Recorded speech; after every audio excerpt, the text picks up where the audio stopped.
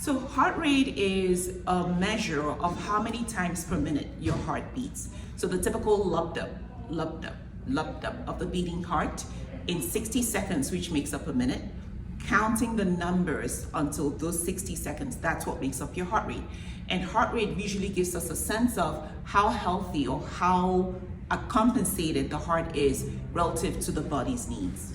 To measure your heart rate, obtain an analog watch or clock, or set the timer on your cell phone. Hold your wrist palm up facing the ceiling and feel the pulse using your the two fingers of the other arm. Feel the pulse on the outer aspect of that wrist. You can feel the heart beating or the pulse beating in a rhythmic manner.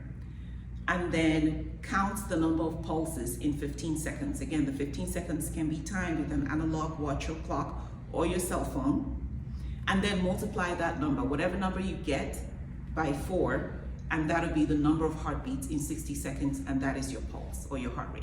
So if ever you notice your heart, if you feel your pulse and you notice that your heart is beating irregularly or that it's beating too fast, more than normal, then you need to go and see a doctor or present to the emergency room if you're having symptoms along with that.